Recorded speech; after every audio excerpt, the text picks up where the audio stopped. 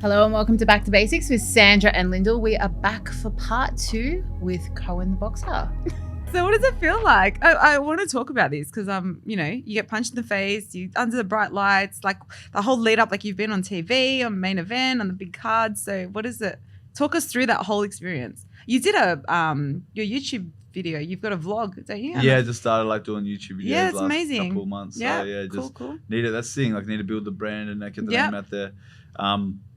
But yeah, it's different every time. Like these days when I fight, it's like the biggest place of peace for me. It's like the place where everything goes quiet, everything moves slow. I'm my head's more quiet, and I'm more present than any place. Cause that's what my life revolves around. My family, but myself, my own individual goal, and my driving vehicle is my boxing. So that's for my family, but the thing that my life revolves around day to day is my boxing. So when I come onto that night, I've prepared for this moment. I've done endless hours over my life, and I'm confident. And yeah, as I walk into the ring, I'm just zoned in and ready for whatever is coming, pretty much. But over the years, it's different. Even I'm sort of just, I don't know, lucky. I have a good mind for it. I remember my first fight, walking and thinking I'm going to be really nervous. I get nervous for school, cross countries, and shit that didn't matter. Anything, I'll get nervous because I'm competitive. The walkathon. Yeah, whatever. I just go. Yeah. So, but no, I remember the first day of the first fight. Kept thinking I'm going to get nervous, and the day came, and I was all good, and was all good. And I've only ever got nervous when I'm fighting someone I should beat. When there's someone I should beat, that's when I'm oh no. But the whole reason I do it is for the challenge. It's exciting, and it's like living on a razor's edge. It's the same feelings that a lot of people get. They're oh fuck, or they don't want to feel the anxiousness or nerves or fear. You learn to love, and you learn to that's what you zone in with, and then you use to your favor. Yeah, I think it's almost a good thing to feel nervous. I competed for a number of years, several competitions, nervous every single time. Yeah. Right. But then I got my first lifts and I was like, I got this. I got this. Yeah. Is that what it's like? First round it's sort of well, that's what it takes each stage is it's about learning this is the same shit I've been doing pretty much because you spar, you train for a period and from going from training to sparring, it takes a long time to be able to put the stuff you're working on into the sparring, and you're always developing. And then from going from sparring to fighting, it takes a long time to do that, and that's a constant thing. And then as the levels get higher, the more cameras and lights and stakes and money and career. Now I'm completely invested in my career now. If I lose, I'm pretty fucked. I'm in a bad position. If I don't win. Did you draw your last fight? Yeah, I had a draw. Yeah. So which is frustrating as all hell, and it's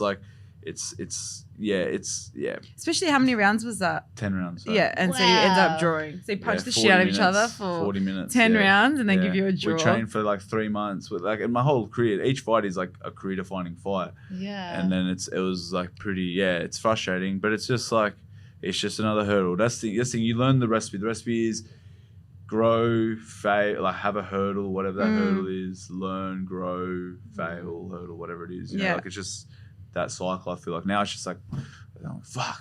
So what is the training regime leading up to a competition? So I said, I work now. I consider myself a full-time boxer. I train like a full-time athlete. So I'm doing it. I'm training all the time, at least once a day. When I come into fight camp, ideally we have 8 to 10 weeks of preparation for a fight. And in that 8 to 10 weeks, I'll train 6 days a week, and I'll train twice a day, pretty much, those 6 days. So I'll do 11 sessions a week usually, weekdays I'll do 2 a day, then 1 on Saturday, so 11 sessions a week. And then that's lifting, strength and conditioning stuff, running, sprints, bike work, pad work, sparring. So there's a lot of boxes to tick, footwork. And it's pretty much just living and eating and sleeping to the sport, and you become a cranky person, and some people don't want to hang around. And do you have to cut weight as well? Yeah, it has to cut weight. So that's a fun time. Yeah, and then boxers and fighters one of the most ridiculous sports already, and then you've got to as you're trying to get better and fitter and stronger, you got to try cut your weight. Yeah. Do you sweat it? Do you do the the water cut and all that stuff? Yeah, do all that stuff. So I weigh. So I fight at just under 70 kilos, 69.85 is my division. So right now I'm 78, 79 sort of. Shit, so you could lose another 8 kilos. Yeah, well I'll go down from can't lose It's not normal weight losing, I'll lose. Safe. It's not normal person safety. You don't want to do it. It's just living. So, but I'll usually diet off 5 kilos, cut sort of 4 kilos, and have a dietitian and stuff all that. Yeah. Yeah, It's yeah, really a stupid team sport. of people involved, right? Like it's kind of just you on the podium, but it's like such a huge team involved. Like, talk to us about like the importance of having that team. Yeah, well, like it's it's like as I was saying before, the further you want to go in anything, it's just about ticking as many boxes as you can, hitting as many 1% as you can. And I've been able to continue to be in a position to develop that team better. But, like from day one fighting, it was just me and my coach. And like they spell your name wrong on the sheet and no one cares about you and you got no one around. And so I've built from the ground up where I had no one for ages and ages and ages. And it's a real funny game, boxing. There's no direct pathway of like divisions and like you qualify for this and you move to this or whatever, like where there is for most sports. There's no foundational aspect like that. So which gives you two things. There's no necessary path to follow, but also you can create your own path. You can sort of just like if you knock a guy out that's you're not supposed to knock out, that boosts you up far and whatnot, So that's the approach I've taken. Is I built a good amateur career, and going into the pros, it was really hard to get fights. There's like so much negotiation of money, and people don't want to lose fights. So I was a high risk, low reward sort of person. I had a big amateur career. I was really good, but I never won like an Olympic medal or anything. Yeah. So high risk, low reward. So there's negotiations. You have to sell tickets. So like I'm training and fighting, and then working full time, and then trying to sell my tickets to pay for my opponent because he's the opponent. So then he gets paid. Yeah. And then it's the worst such a thing. game. Yeah. Where I'm at now, I have a manager. So I have a manager who helps matches the fights. He organizes the fights. I'm signed to the promotional team No Limit, who's the biggest promotional team. Yeah, in Australia. wow, congrats. Thank you. That's so they're huge. like Tim Zoo's Yeah. promoter and stuff, and Gallon.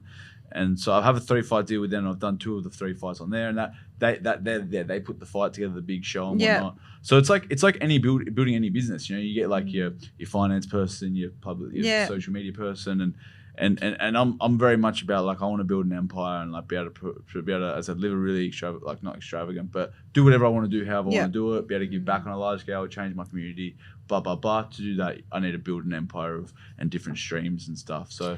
If you're signed to someone like that, do they have protocols in place like of what you can and can't do? Like who you can, I don't know, work with, I guess, or things that you can do in the community? Like are they specific about that? Like is it their brand that you have to represent? Yeah, a little bit. And it's like, you have to represent their brand, but it's pretty straightforward. It's like as long as you're promoting their company and their brand, especially while you're fighting, coming into fights, and not like promoting others. It's that simple, really. And it's just you can't fight while you're signed with them. You can't fight on other people's promotions, which is the main limiter. So, but again, like it's all everything's made up. Bits of paper and like sign, bit of money, and bit of green, who you know, and all this. Yeah, like. The boxing world was like pretty much developed, like obviously like ancient Greeks, Athens, whatever else, but like it's fairly closely associated with the criminal world and like underground money and all that stuff. So it's loosely in all sports and even like everything's about money. We're all puppets in the game, right? So I mean, you've obviously been in the game for a really long time. How has boxing in Australia kind of evolved over the years? Yeah, it's right now I'd say it's one of the hottest periods in Australian boxing, which is massive. I mean, probably I'd say the hottest division in Australian boxing in the hottest period in the super welterweight division. We've just got Tim Zoo won the world title, and a bunch of good guys in my division, and like we've got I think we've got 2 current male world champions and 2 current female world champions. I think. Yeah. A lot of guys in the world rankings, and yeah, it's massive. Like it's really good now. Yeah, like we've had the English.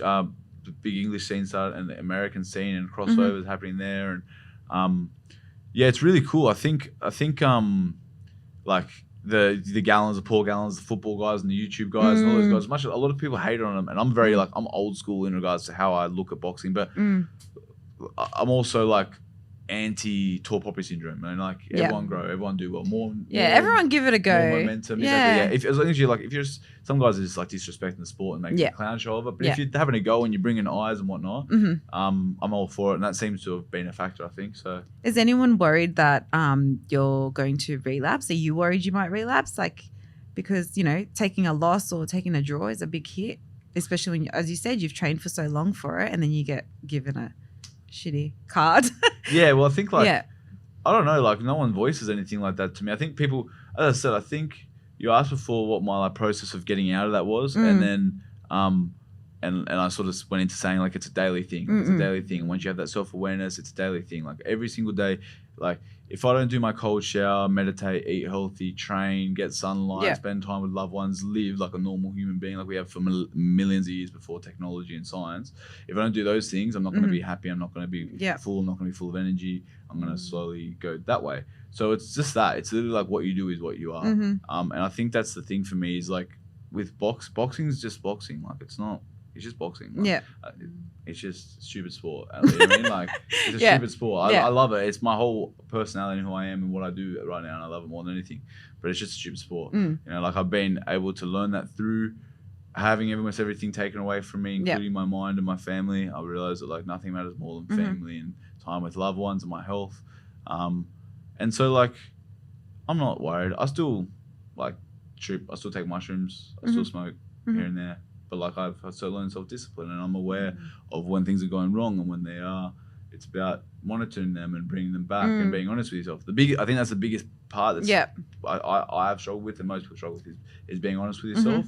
And then that little voice comes in that negotiates and, oh no, that's okay. You can do this. Or, you don't have to go for the run today. Oh, it's that inner bitch. Like Joe Rogan refers to it as that inner bitch. And I think we've all got one, and we've all got to be in a war, constant battle every day. Mine's like, dairy milk. There you go. That's good. So you got like a bit of self-awareness, but I'm still bougie. So your demons are like little, like that sounds good. They're like they're little caramel koalas. Yeah, that's good. That's good. That's all right. Like everyone's got it though. Like, but that's the funny thing is like whatever your battles are, like someone's like battling fucking like meth addiction, and someone battling with the say bad and bit too much bad food. It's the same voice. In my opinion, it's the exact same voice. It like, is. It's the same. That's whatever. I was not brought up religious, and I'm still not religious by a book or anything. But I have my own relationship with God, and I have my own spiritualism, and my belief that like devil and God and heaven and hell isn't like up, down, fucking wherever else. It's in your head. Like, it's in your experiences. Like we're in the devil's playground. Like we live in the devil's playground. Everything's a pleasure and like a quick ego satisfying thing. It's all just there, and the ability to like sift through that stuff and get back to God, which is like what was there before us. Like that's the way I look at it, you know. So it sounds like mindset and self-awareness is like a big part of not only your day-to-day, but also like who you are as a person and, you know, how you operate as a professional boxer. What advice can you give to, you know, other people that, you know, might be going through some obstacles or are struggling? And your ferns. me and my OnlyFans. You know, how can people kind of start to develop that self-awareness or, you know, kind of dive deeper into their mindset to, you know, come out with a little bit more power? It depends where you are in your journey and like in your self-discovery and stuff. Like some people struggle to just look away from their phone and have a cold shower, have a shower, get out of bed and have a shower. Depends how like low you are. But it always starts with getting yourself away from everything and anyone and like actually listening to yourself, being able to like no input, no phone, no TV, no other people talking, no nothing, be able to sit quiet and still. Stillness is key, I think, you know, being able to be still and hear that voice. And once you hear that voice, then you can start like seeing what it's saying to you. You can start thinking like, what do you actually want? What actually is important to you? And from there, you start writing things down. You start setting goals. You start just making a small list. If you can figure out what it is you want to do, like ideally, if you can envision 30 years down the track, big picture, I want to be in a big house, married with kids, or whatever it is, you know. Small, big picture, 30 years, break that down 20 years, break it down 10 years. If that's too hard for you, even if you write in like 3 months, I want to lose this bit of weight, whatever it is, write a small goal and break that down to daily actionable things. What's going to take me, every single thing we do either takes us further away or closer to our goals and who we want to be. Yeah. If you can envision and put a name, and the more that you can like build this character of who you want to be or who you envision the best version of a person to be, if you can get that, harness it, write it down on paper, draw it, whatever the hell you need to do, and then just try to like tick as many boxes and take as many actions as that person would take each day. Yeah. And try to avoid as many of the other ones. And like, it's not about being perfect and ticking every one. It's just about ticking more, a little bit each day, a little bit better each day, a little bit better each day. Consistency. And then the other big part, aside from taking yourself and being with yourself, is your diet, is what is coming in. Because you're going to have what's coming in. Not only your food, your information, who you hang around with, what Yeah. you read, what you listen to, what you see, fresh air, all these things. So like diet, important. what are you taking in? So yeah, go by yourself, figure out your diet. And I think the goal setting component is so important. I think so many people kind of just look at the end goal and just think that's so big, I'm never going to get there. You know, whereas like setting kind of small realistic targets, like it is actually manageable. You know, if you do have that self-belief. It's all that like law of attraction shit and like all this magical shit. Yeah. It's all like you Do can you break believe it in down. that stuff? Yeah, 100%, 100%. Like you can, but you could. That's the thing you hear it as you said, like big goal, it's too far, or like law of attraction. You think about things and they draw it. Manifest. To you. Oh, it sounds like shit. Well, I But think if that's you- the thing. Manifest it. It's like let's manifest it, and people are like Speak it into like, existence. let's Speak be it into real, existence. right? Exactly. Like, But it's like Yeah. there's truth to it, isn't it? And it's like, yeah, I don't know. I'm really Like how would you, because interested all in this stuff and- is very like, I'm going to use the word fluffy, like it's very like it's stuff that people would struggle to understand and comprehend. And I think like with young people coming through, like obviously in somewhere like a PCYC, like obviously you'd want to try and like speak to people at that level. How would you do that? Like is that something you want to do? And how would you speak to them in a way that they would understand? Because they'd be like, this guy's on fucking some mad shit. Like, Yeah. Well, like, give me some of that, brother. Yeah. Like, gonna try some. DMT? No. One big thing I've learned is that you can't help people that don't want to be helped. Yeah, Firstly. That's the biggest so thing. Is that important. through talking about losing friends and stuff, there's been lots of periods of like learning things, trying to help people and then driving them away. And I've really learned to just do and to do and be fully, and you'll draw it to you. And if people want to learn and listen, they will. Yeah. And most people won't. And like, I think I'm in a really lucky position. The way I've sort of felt growing up over the last sort of like 10 years from late teens to like, you know, early out, like mid 20s, like where I'm at, I've been sort of self-conscious and aware that I'm in this like middle ground sort of like I was born in like a very average medium house, like Blacktown, like, but like medium, not, I have a roof over my head, 2 good parents, and I consider myself fortunate and lucky where I am. I worked for ages in property and with people that earn multi-million dollars, worked in the city and with all suits and ties and lived all that lifestyle. And my best mates are both from housing commissions, like adopted, like most of my mates have had drug things, whatever. You know, so I've always sort of like been like sort of aware that I sort of sit right in the middle of like being able to communicate a message between people. Like, I don't know, you know, I'm a fighter, but it's the opposite of who I am, like in every other aspect, you know? So I think being able to like connect and just like share my story, relate, be a normal person. And meet people where they're at, right? Yeah, Exactly. you don't try and force your stuff onto people. Some people, as I said, Yeah. are like some of the kid I just came from, like PT, just to Savo. He's 13, like really overweight, never like no athletic ability, really poor attitude, like shitty dad, and like all this whatever else. And it's like literally like picking him up off the ground half the time just to get him moving, you know. Yes.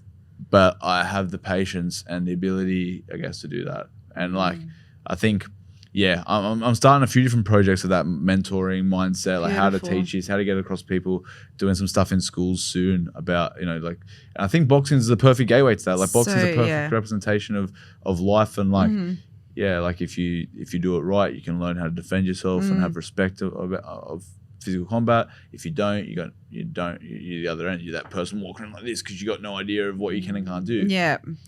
So speak to us a little bit more about like your mentoring, because I think that sounds like a really exciting next chapter for you. So like what kind of got you interested in, you know, speaking your message and connecting with those people? Yeah, I'm not sure. I question myself a lot of the time. Like, why do I have this incessant need to be better, to like do better, to expect better of others, or like want better from others? It's something like I question. I'm like, why can't I just relax? Like, The shit's not that Can relate. yeah, Can relate. yeah. It's like, can I just relax? Maybe And I'll it's have like, some free time. Switch it off. happy Switch with it myself. off. People like, be proud of yourself. I'm like, I know it's so hard. I don't know why. I don't know why it's so hard. I question this, but. Did that I come do. after you had your break, like your midlife crisis, as you call it? Did that come then, or did you always have that? I think I've always like had it, but I just was again more aware of it, like more aware and able to question it and being like, and you know, once you can hear it, you can also like, you have the ability to not hear it. Whereas when before you just running on that autopilot sort of thing of go, whatever it is, where now I'll be like, I'll hear that like incessantly, be like, oh, bro, chill, shut up, like just be here with your family, whatever, you know? You taught yourself like that in the head. So I do the thing where I'm like, oh, I've got free time. Like, am I forgetting something? I always. freak out. Yeah. I can't sit down. This is why I meditate all the time. Meditation has saved me with that stuff. Yeah, I need but- to start that. This is stuff. why I drink. Yeah. Joking. I've tried that. Yeah. That's where I learned. But the whole mentorship stuff, teaching, like, I guess I'm just inclined to want to share information. Something I just said to this kid that I was just teaching is, because I'm telling him stuff, I'm trying to motivate him, I can tell he's not engaging with me. So I took another approach, and eventually, and I was sort of saying, a lot of people will talk to you and tell you stuff because they want to be the one that told you it. And other people, like myself, I'm trying to tell you because I just genuinely want you to be better. I was like, I don't even know what. I was like, I don't actually care. Like, I don't in my heart, like deep down. I was like, I'm gonna go away and stop thinking about it. Yeah. But I want you to do better. Like, Yeah. if it's like me, if it's between you do better or not, I want you to do better. And like, why not? Like, let's go, let's lift up. So it's just there in me. And I think it's actually like a normal human trait that's like in line with, again, God or like the universe, Just whatever giving word back. you want to put on it. Like, Giving here to back. serve It's just- others. Yeah. And that's, I think, again, I question why and how and what, but I think I've come to like a pretty early realization in my life, like of the fact that we're going to die very early, that we have a very small amount of time here, and it's probably for a reason that we're here. And so I've been living like that for like a monk. for Like a a while. monk. Yeah. Yeah, like Well, that's what like a like the stoic. mushroom taking monk. Yeah, well, that's what like stoicism, like monk, like what's the word? The stoic samurai. It's like, yeah, for me, I like the samurai. All that samurai learning. I don't know. There's like, yeah. But I There's think something to that sometimes for stuff. some people, and especially kids as well, it takes someone else to believe in them when they don't. Mm. You know what I mean? And like having that person, having that mentor can like honestly just change. Yeah. Like, How the long have you been future seeing that for- guy for? With which guy? The 13-year-old that you've been Oh, training. this kid. A couple months now. Oh, wow. So a few months, and he's definitely improved, and his attitude's Yeah. changed a bit and stuff. But he's starting. But that's the thing I know, and I've been aware again that I've slowly, you do more, you be more, you are that person more. You start helping people more. Is whenever I've tried to help more, I've steered clear off I've come off my path, and I've not gone as well there, and I've pushed people away. The more I've stayed on the path, the more it's happened, and it just keeps happening. Like things just, it's actually crazy, that law of attraction thing, and like the doing, like, honestly, the amount of like psychedelics I've done, the things I've seen there, part two coming up. there, like honestly, tales and tales and tales. I've lived like eternities, I feel like, but also, just in the actual like just doing of seeing that like, how much that happens, how much like when you believe something, when you put it out into the universe, when you do the actions, Yeah, when you've you just, seen like, what look, the reward, like what comes out of it. yeah, some of the stuff is scary. Yeah. So it's just, staying true to you, staying true to your purpose, staying true to your way. Yeah. So what advice can you give to someone that is maybe at a crossroads or is just, maybe not sure if they're on the right path? Trust yourself. Have a go. Like, do not live in regret. There's two main types of pain of loss and pain of regret. And the pain of regret is much worse. When you didn't do something, you're like, oh, I could have done that, I could have done this. When you fuck up, it's like, oh, well, and learn. And so that's the big thing, is everyone's so scared. Stop scared to being give it a scared. go. Yeah. Stop being scared to give it a go. Stop being scared to fail. Stop being scared to be told no, to be told your shit, whatever. Like, bro, fuck. Like, we're all saying the same shit to ourselves in our head. I think once you realize that no one is thinking about you because everyone's busy thinking about themselves, you stop caring, and then you'll just go do you. The best way to think about the way that, like what I just said about like not caring and whatnot, is the way I think about these days is like, you are the only person that will ever live your movie. Like, the only person will ever experience your experience through your eyes, have your thoughts, whatever else. So who fucking cares what anyone else is doing or thinking or being or what you're supposed to do, or, you know, just have a go. Just have a go.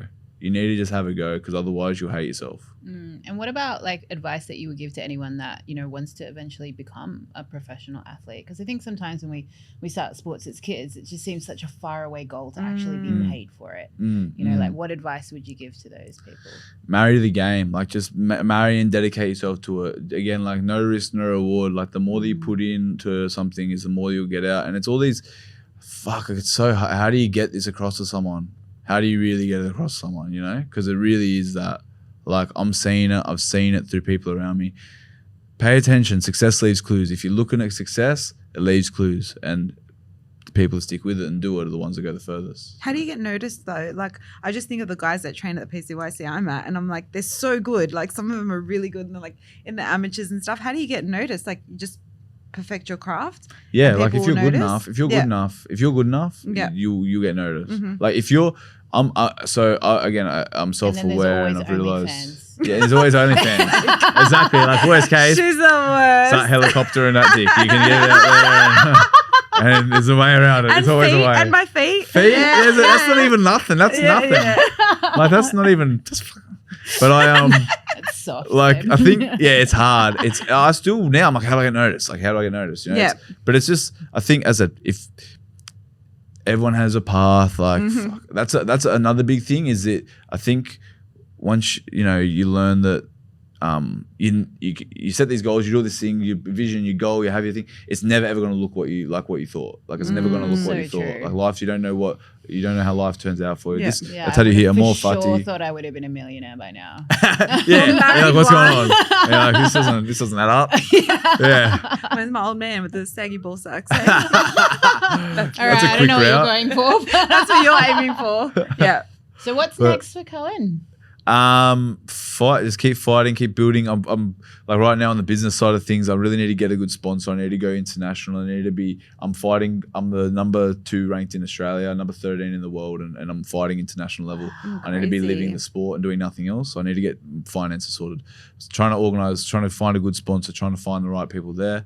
I'm also building a online mentorship mindset coaching platform on our Mighty Networks. It's going to be like a subscription-based thing that has like a, we're going to do live events on there and like questioning from people. So good. I'll do mentorship, like set goals, help you through it, that sort of stuff. So cool. So that's the business side of stuff, and then I'll be fighting again soon, ASAP June. Hopefully, I'd say at the latest on a big card again, and Nice. you'll be able to catch me on those big TV shows. Yeah. Amazing. Sounds All right, guys, I hope you enjoyed our chat today. I thought it was very insightful. We're going to pop all of Koen's details below. So if you want to get in contact with him in regards to his mentorships, any events, or if you want to watch him fight, we'll pop it all below. Until next time.